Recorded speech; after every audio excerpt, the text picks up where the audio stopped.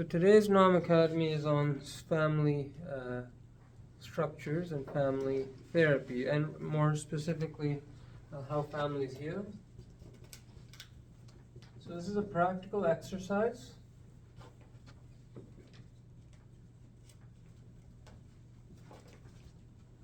People spend lots of time and money on family therapy, and it's a good thing if you have the money for it and the time and willing participants.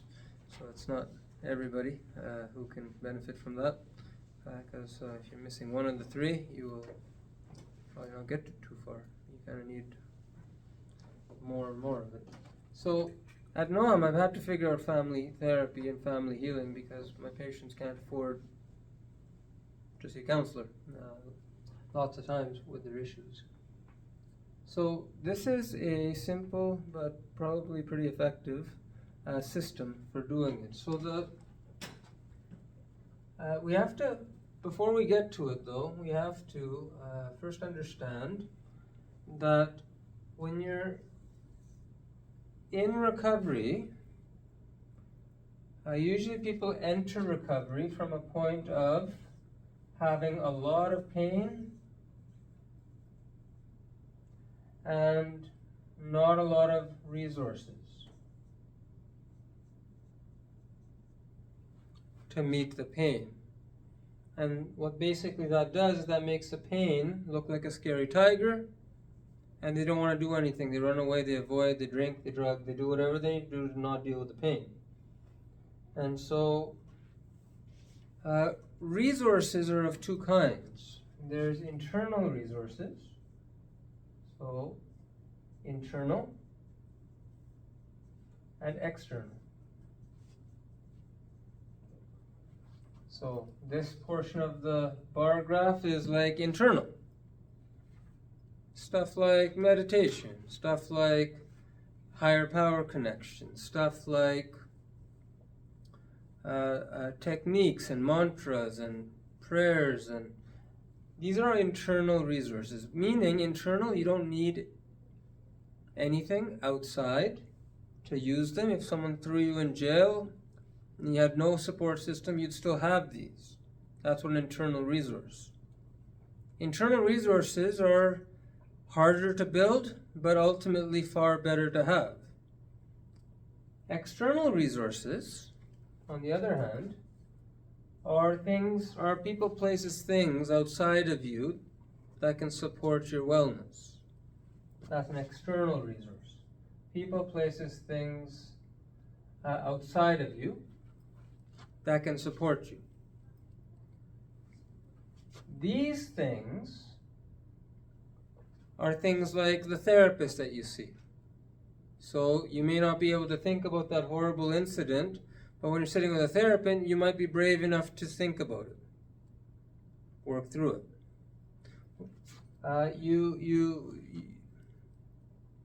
A peer support community. In early recovery, we would tell people to go do a 90 by 90. That's 90 meetings in 90 days. And the idea is to really pump up their external supports so they can get on the right track. Because internal supports are hard to build. Lots of people in early recovery are confused. They think they can build these easily. But in the context of a lot of pain, very hard to build internal resources. You gotta do external first. Until you're feeling good, until life is stable-ish, and then it's faster to build internal resources. You could check yourself into a rehab center. That rockets it right up. All of a sudden. There's a cost to it though. You lose freedom. You lose things. But the point is that that's the theory of it. You get over there, and now you can do some work. Hopefully while you're there, you stay long enough to do that work, get the pain down. And then you're a little step ahead. So that's the theory of this. Internal and external resources. So we're talking about external resources. We're talking about family. family of origin, close friends who are in your inner circle. So you have an inner circle, you have people that are close to you, really close, really far. You have all sorts of people in your inner circle, really important people. Really important people may be distant from you. Like a parent who's been very abusive. It doesn't matter if they're dead or alive. Everyone's quite alive in the mind. Meaning if you got unfinished business and, they're still there. But also, if they died but they were really amazing to you, they're still there. If you grieve their loss, they'll still be there. If you don't grieve their loss, they won't be there. You gotta grieve their loss. Another video on that. But the point is, we have our inner circle. In early recovery, we are confused about where people are. We might say this person's really close, but actually they're your biggest problem. Like a Batman Joker thing. They hate each other, but they can't live without each other. One defines the other. You might be confused. That might be your bestie coming into recovery, but after doing recovery, you realize, whoa. In early recovery, one of the biggest reasons why people relapse a lot is they're confused. They lean on people that hurt them. They don't lean on people who could help them. There's confusion. So then that's where professionals come in. That's where external peer support communities come in. But today's lecture is about healing this system. Because ultimately, no matter what, this is what you go back to. You can bring new people into the system. Yes, you can bring new people into the system. But you can actually repair the system. And a person who repairs the system, if you have a childhood connection to someone,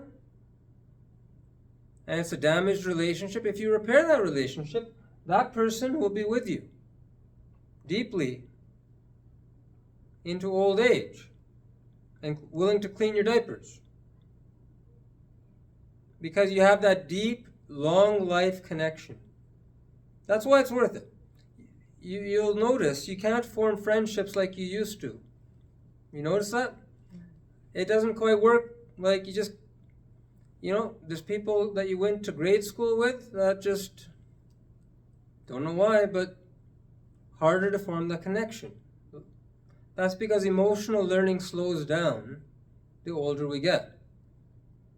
So those kids you went to school with, you have a strong emotional connection to them, even though you haven't seen them in 20 years. Your siblings that you haven't talked to for a long time, strong emotional connection. But maybe it's diseased. Maybe it's bothered. So you don't use it, but it doesn't change the fact that there's a strong emotional connection there. And if repaired, it can be very useful to both of you. It's good to repair connections. You never know when they may come in handy. And a person in recovery needs their connections, and addiction is a disease of networks. It's not one person's disease. Everyone wants to blame the addicted person, but actually everyone has problems. And what are the problems? The problems are the nature of the relationship has become contaminated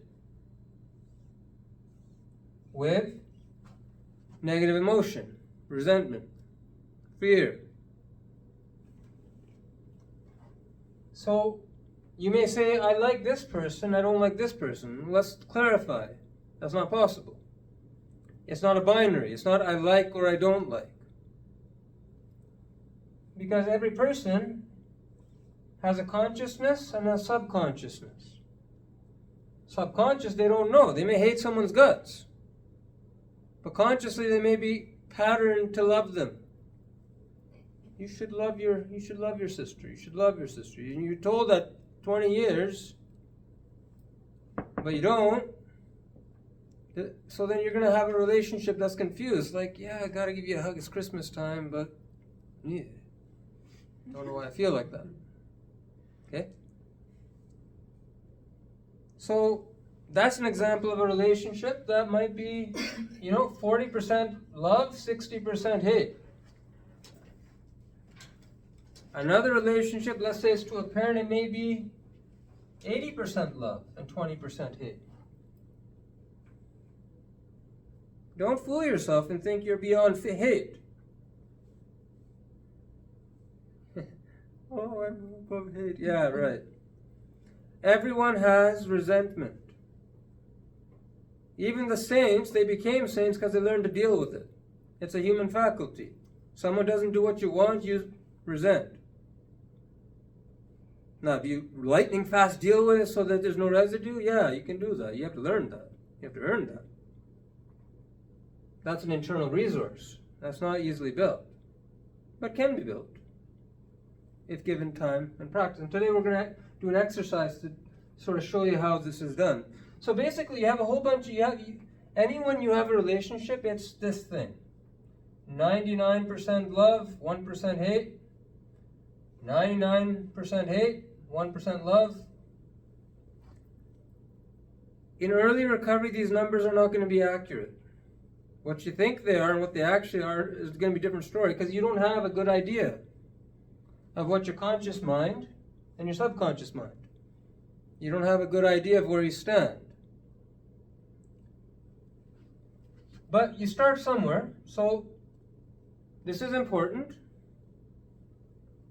that no matter what the relationship, even if you don't want to ever speak with somebody, remember, you don't want to hold on to a resentment, because it's, whether they're dead or gone or distant or wherever, they're alive and right in your head. They're right here. You may not have talked to them for 20 years, but they're right here, sitting in the chair with you. You can never be distant.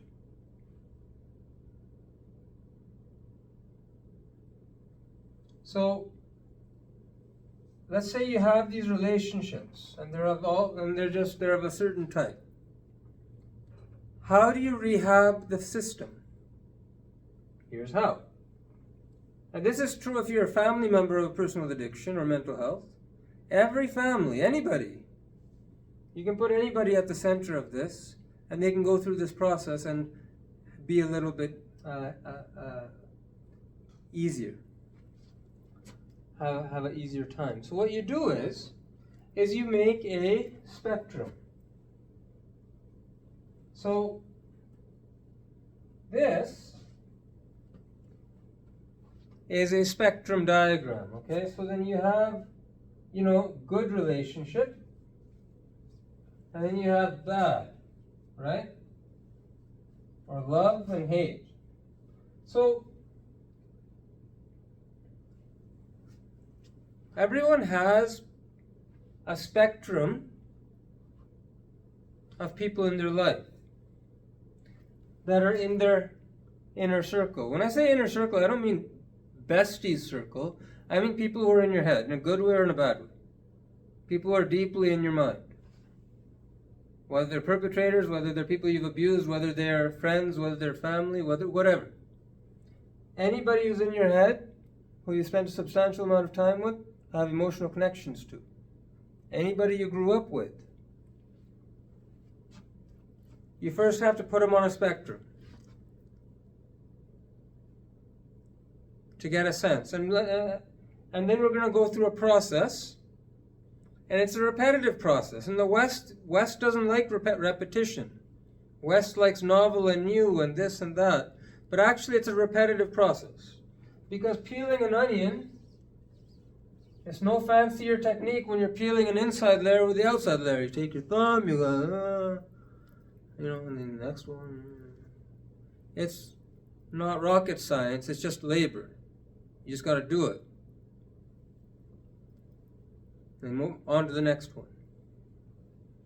Repair is like that. So what you do is you start with the good relationships. Because good relationships, if someone if someone's your bestie, right, and you're 80-20 with them, 80% love, 20% hate. Okay, that's pretty good. But would it not be better to have a 99% love, 1% hate relationship? Would that not be better? So when they say, I believe in you, the negative voice in your head is, yeah, but you weren't there for me then, or something, right? Takes away. You ever have that?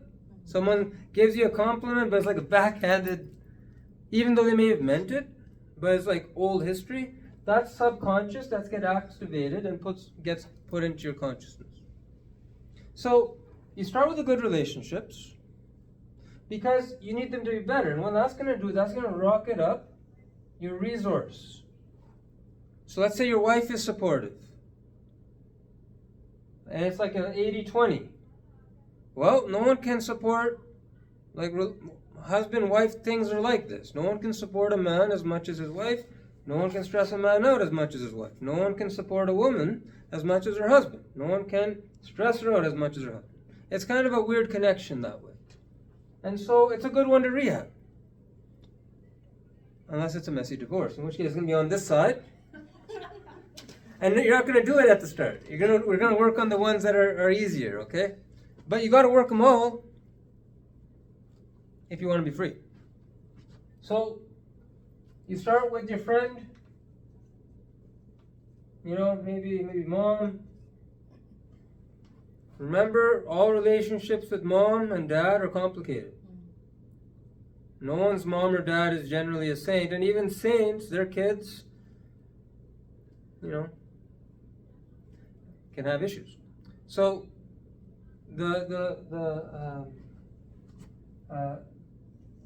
you pick 3, or start with 1. You need a higher power thing for this. If you don't have a higher power thing, then you can build one. But I'm going to assume, for the purposes of this activity, that you have something. But there's many Nam Academy videos, if you don't, for how to build a high resource state or a higher power that works for you. So you pick 3, and then what you do is you list them out in the resentment prayer. And that's that sheet I gave you. And if 3 is too many, start with 1. And you start with some of the good ones, easy ones. 80-20, going to 99, is just a factor of the prayer. The resentment prayer does that. Remember, the resentment prayer has 5 components. If you don't have one, you can email our clinic for it.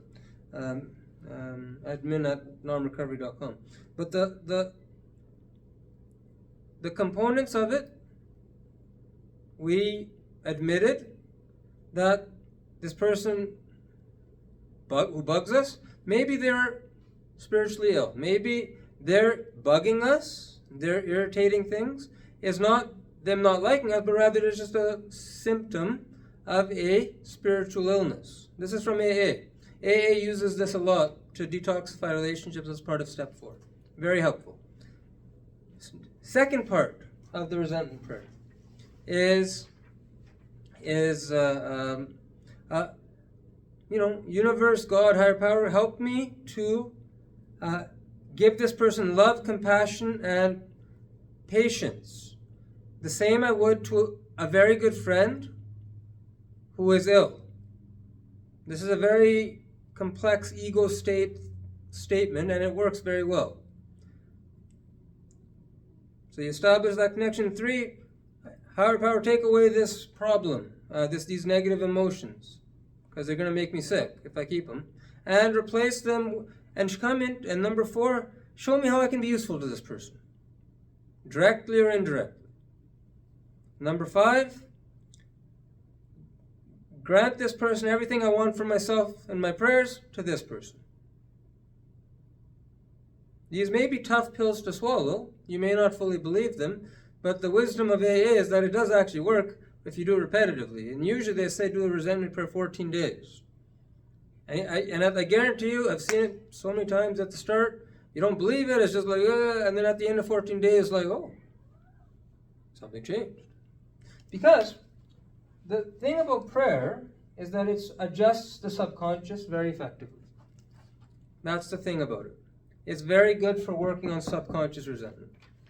And if you work on subconscious enough, it translates into conscious change.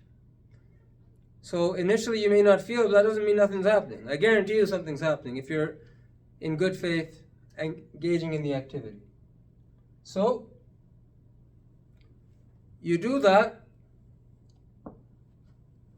That's on the sheet. Just follow the steps. List 3 people on this end of the spectrum. And when you're done, repeat it a few times. I say 4 or 5 times with the same people. When you're feeling pretty all right, then go to the next 3 people. When you're feeling all right, go to the next 3 people. And work through your network until you get to the people at the end. But you know what you'll have done? It's like a massage. When you're massaging, you don't start where it hurts. You start in the nice areas, right? Anyone who goes, yeah, you don't go see them again, right? You start over, get it a bit loose, nice, and you go, and then it's better, easier, right? So networks are like that. If you've had 30 years of pain from a person, don't start with them. Your neural network is not going to be set out to deal with. It's good. I mean, you put them in the prayer, it'll do something. It might flood you for a while. You may not sleep, may relapse, but it's not like necessarily a bad thing. But if you're if you want to know the better way to do it, start with the good ones, and you'll get your machinery going. The machinery will get less rusty. It'll be the repair machinery, the getting rid of the resentment machinery, the forgiving machinery. It'll start to move. And then as you move through your network, then you can hit the people. Now, inevitably, someone who thinks their parents are really good supports for them, but they actually also hate them, is going to put them number 1. In general, I don't suggest you put parents as number 1, 2, or 3, because you never know. Unless you know. If you know, then go ahead. But you may try with someone that's a little distant and see if it works. But that's basically all you do. You work through your inner circle. And the family therapy of this, and where this I call this family therapy, is if I can get anyone's family to come and see me, I tell them to do the same thing.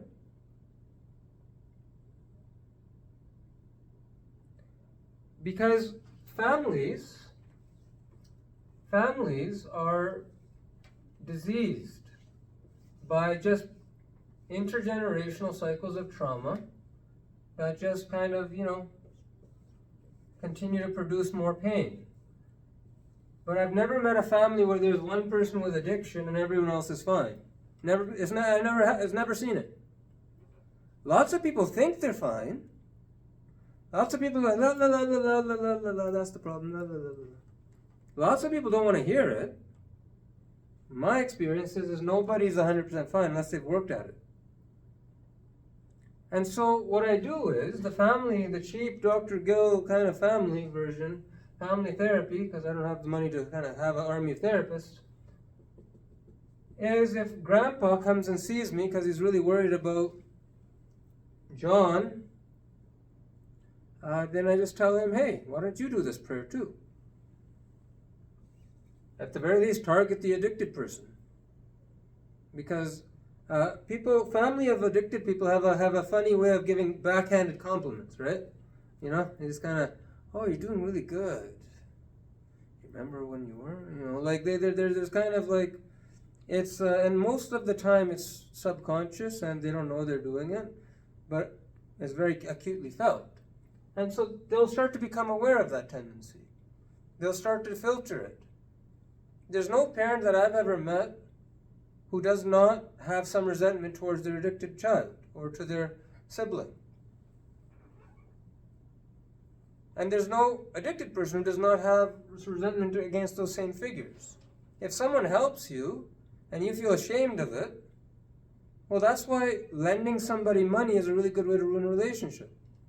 It's weird, you think they'd be grateful, but it's that shame. It's like, I had to get a hand-me-out with this person.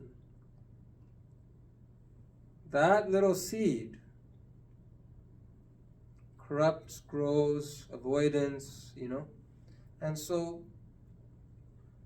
the goal here is to revise in anybody who is willing to. And so if it's a family person watching this video, then you can start with yourself. If it is a client or a patient, then you can start with yourself. But inevitably, where someone starts to do recovery, family and support circles start to come too. And then this is a helpful activity that can be done. So we're going to do it now. It works easier in groups, actually. Reading this thing together, it's supporting. In groups is a good way to increase your external resource. And the end result, my hope is that you can draw on your inner circle more. Because the inner circle is the easiest to draw on. It's also the thing that has the most longevity because this is who you grew up with. So you have connections. And remember, energy is just energy. It has no opinion. It's not good or bad. It's not bad energy or good energy. Energy is energy. The frame, what we want to do with the resentment prayer is we want to change the frame from he's bad to he was ill. Very big difference. To emotionally understand that that person's ill, they're walking a path. Their hurt was not personal. It's personal. It's a symptom. That's a simple reframe, but there's no hate here. But people who are personal, bad, because they don't like us, well, that's a powerful frame. A fire can burn down your house or it can heat up your food. Doesn't have an opinion. So the resentment prayer changes the frame of the energy. So it kind of makes sense. You have a long time, 30-year relationship. That's a lot of energy. And if it's possible to salvage it or improve it, that's a lot of resource. And you don't even have to talk to them. You just have to do this exercise and see if it works. Don't believe me. Try it and keep on trying it to prove to yourself that it works. If you struggle with a higher power connection, do step 1, 2, and 3. Work on step 1, 2, and 3. I'm not saying do all the steps, just do step 1, 2, and 3 until you feel good and you have some like rock and anchor. And then this is a very easy process. Easy process if it's done, but won't get done your whole life if you don't do it. Lots of people, they kind of go into recovery, they sail through recovery, but they don't go through this. That's why, and then they don't get sober. You got to deal with the monkeys on your back. You got to deal with the weight. You got to drop the rock, as they say. And so this is just a systematized way, and this is how you use it in families. If someone has children who are old enough, I get them to do it. If you have kids, yes, you can resent your kids. Yes, they should be on this list. They must be on the list, actually, because everybody resents their kids. That's not personal either. If I'm moving nice and free and all of a sudden someone puts a ball and chain on me, I'm not going to like it. At some level, at some subconscious level, I'm going to be bothered. That's just logic, isn't it?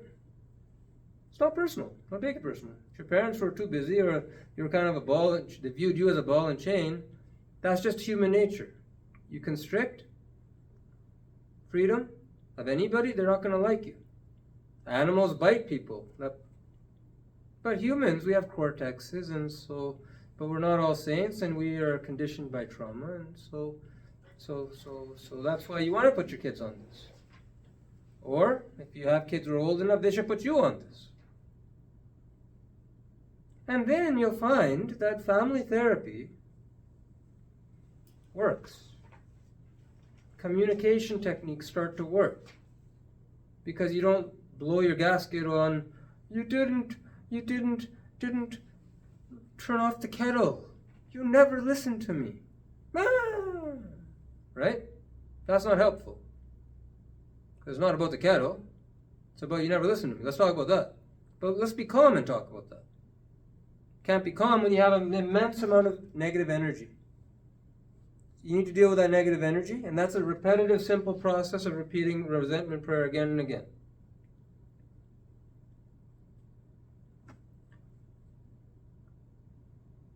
Questions?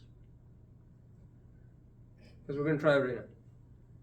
So if you're at home and you're trying this, you're welcome to try it again. Start with someone. It's not too strong or negative, and test it out and make sure the system works. And if it doesn't, keep repeating it. Seek out some guidance. Anyone in AA knows about the resentment prayer. They can give you guidance about how to use it. You don't have to believe in AA or higher powers and stuff, but this is one of the benefits. Is you can move immense amounts of energy subconsciously when you engage in a process like this.